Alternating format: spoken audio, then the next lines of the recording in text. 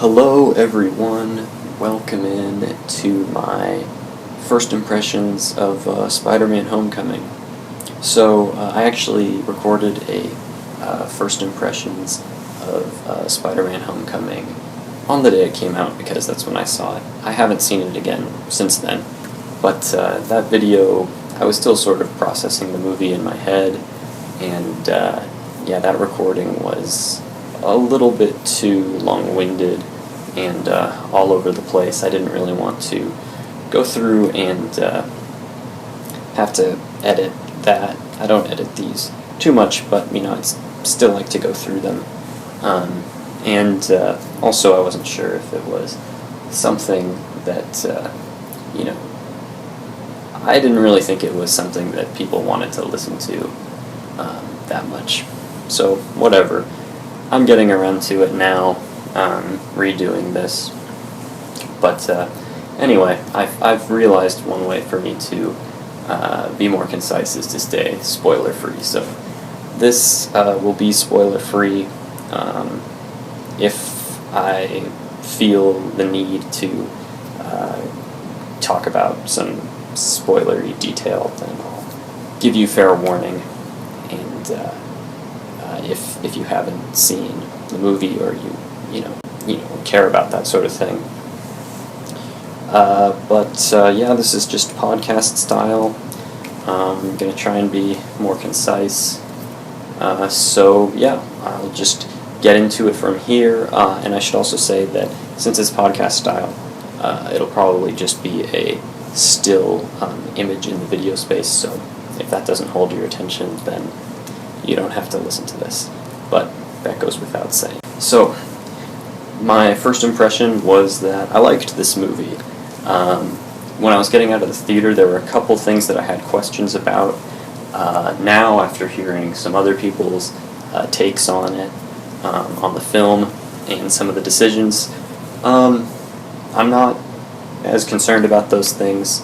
There are, I guess, some things that I may have done closer to the comics, but I feel like what they have here in this movie is interesting on its own. But I guess just for some of the stuff, like at the end of the movie, there's a thing where I really just like the comic version, so I kind of wanted to see that. But what they have here is fine, even though it is pretty different as far as I can tell right now from the comics. But I can say this because this isn't a reveal or anything, but the Vulture character, one of my favorite characters of the film, probably my second or third favorite character of the film. Of course, Spider-Man is my favorite character of the film, which is the most important thing to get right in a Spider-Man movie, of course. But yeah, the Vulture, I'm not super familiar with the Vulture from the comics. I mean, in the Stan Lee 60s run, the Vulture, I don't remember being super complex.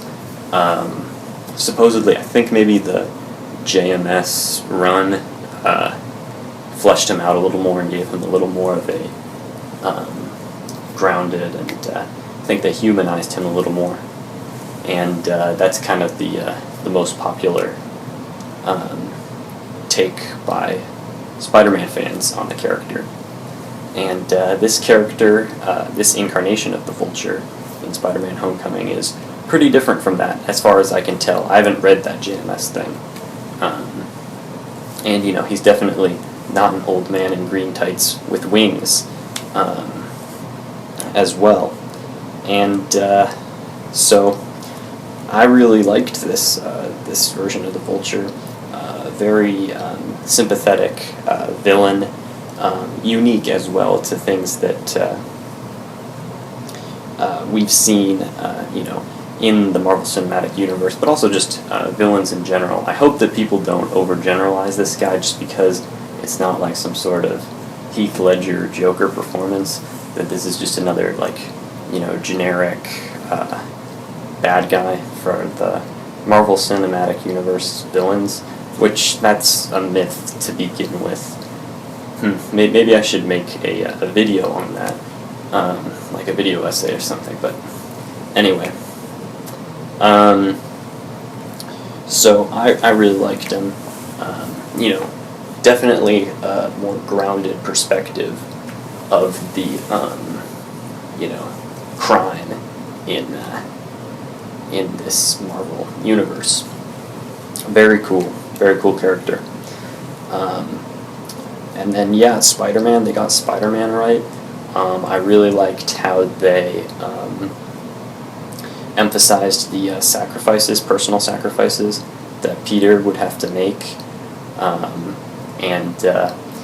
That might leave a bad impression on some of the people he knows, as Peter Parker, some of his friends, because he has to duck out of something, out of his feeling of duty and responsibility as Spider-Man. But I get a kick out of him trying to balance those things, and the personal sacrifices that he has to make. That was done really well, and that's the majority of the movie. And we spend a lot of time with just Peter and his friends. We get a sense of who his friends are and the people he hangs around with are, which is really nice, really cool. We get a sense of, those Spider-Man side characters. And then I also really liked how they illustrated, and depicted a, Spider-Man who's new on the scene, and I really got a kick out of that. I really liked the amateur superhero type of Spider-Man that we have here in this movie. So he makes a lot of mistakes, property damage. He doesn't always resolve the crimes in the most elegant ways. Sometimes it's a little awkward how he goes about resolving the crimes, or just the problems that he's, trying to intervene in or help out with. But that's all great, It's, it gives me a sense that this guy is learning and trying to get better. But, he runs into some, the learning curve. And I find that endearing, and we haven't seen too much of that. But this movie just has a really great energy and vibrance to it. Very similar to, in terms of like the energy and vibrance, and some of the references, and just kind of, how we're going about telling this story from Peter's perspective. A lot of similarities to the original Stan Lee run of Spider-Man from the 60s. I believe, I don't know how long that run is, maybe like, I've heard 10 years, I don't remember though. But anyway, that run is really important to me, because that's actually what got me into comics, the original Stan Lee run. So Spider-Man's an important character to me. When I was younger, he was my favorite superhero. I wouldn't say he's my favorite superhero anymore. He's a favorite superhero, I guess. I like him a lot, and important character to me, as he is a lot of people, and I'm sure a lot of other people. I know a lot of other people got into comics because of Spider-Man or Spider-Man comics. So, yeah, that's what I have to say about Spider-Man in this movie, I think. As far as the other side characters go, Peter's friends and whatnot, they aren't all super similar to how they are in the comics. They definitely, the filmmakers definitely have their own interpretations, or not necessarily interpretations, but they have a unique direction for these guys, or they're trying to have these characters go in. They're trying to characterize them in a new direction, I suppose. Similar enough to these characters from the comics, but they change things at least, or they mix things up and have a bit of they have differences, and for the most part, that's okay, and I liked what they had. As far as how realistic the high school setting is of this film, I've been in high school probably more recently than most people, so I can say that it's a lot similar to reality than a lot of films, illustrated as. There are things here and there where it's like, yeah, that's a bit dramatic, but just minor things. Mainly, I feel like they grounded the characters in enough humanity and reality that it's not like stereotypes of high school students. Like, this movie supposedly was taking inspiration from like John Hughes movies, and I haven't seen a ton of John Hughes movies, but those are like those 80s high school movies. Of what I've seen of those, I don't really like them. I think they're kind of exaggerated, and the characters are kind of just not really very realistic. They don't really feel like people in those John Hughes movies, or at least that was my impression when I saw. I think I've only seen like The Breakfast Club, and if The Breakfast Club is like your favorite movie, and you're getting upset, I'm sorry, I haven't seen it, especially recently, but that's just what I remember. Maybe I'll have to go rewatch it to refresh my opinion on that movie and to have a more informed perspective of that. But yeah, I didn't really like that very much, and I feel like they do a better job of, or they do a great job of making these kids in Spider-Man: Homecoming feel like teenagers, actual teenagers, or more close to it at least. I feel like these seem like reasonable, real people at least. I guess one other thing that I will touch on, and this is sort of spoilery, is Flash Thompson and Peter Parker's relationship. Like in the comics, Flash is sort of he is a bully to Peter Parker, and they keep that consistent in this, except for Flash is a different type of bully than in the comics, and I think that this is a good update. And I feel like also, like Flash, he's sort of friends with Peter, and they are involved in similar things, and he feels kind of threatened by Peter, and so I think that is a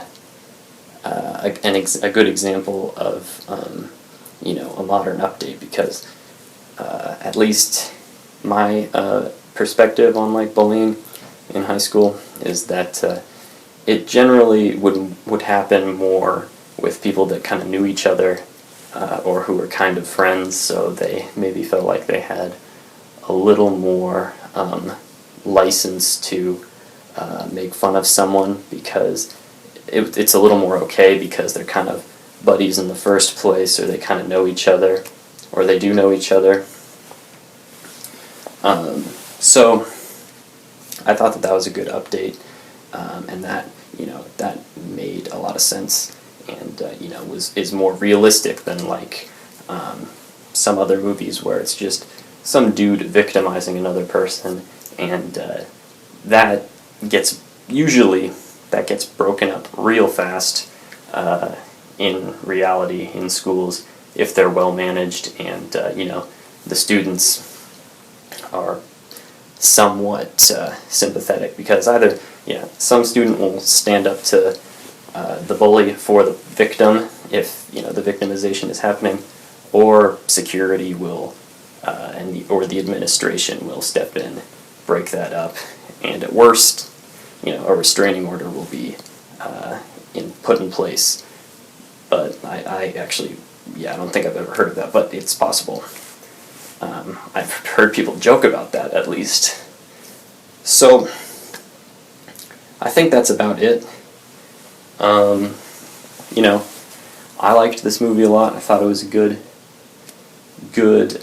new take on it. I guess one thing that I should also mention is Iron Man's involvement. I really liked how they used that to kind of make it clear that this Spider-Man is part of the MCU, and I feel like that was probably a requirement that the executives wanted Iron Man or something or things to clarify that this Spider-Man is the Marvel Cinematic Universe's version of Spider-Man. And I liked Tony Stark's role. I didn't think he was in it too much. I thought he was in it just enough. He was in it a fair amount, though. But I really like Tony Stark, Iron Man of the MCU. I love Robert Downey Jr.'s performances as Iron Man. So I'm not complaining about that. I didn't really feel like it took away from the Spider-Man-y tone of it, and I feel like it also helped develop and is another way to get out, to divulge some character traits about Peter kind of aspiring to be, a great hero like Iron Man, or at least he views Iron Man as a great hero, and, Tony Stark as an inspiration to him. So I think that's about it. All I've got on this movie. I'll say one more thing about the high-tech Spidey suit. I mean, it doesn't bother me. It's just another thing that, ties this Spider-Man more closely to the Marvel Cinematic Universe. I thought that there were nice things about that Spider-Man suit that also helped divulge more details about this new incarnation of Spider-Man. That's all I'm going to say, because I don't know if talking about this one function of the suit is spoilers or not, but anyway, I liked that. You also get to see his original, just homemade Spider-Man suit, which I like as well. So that's all I got, and thanks for listening.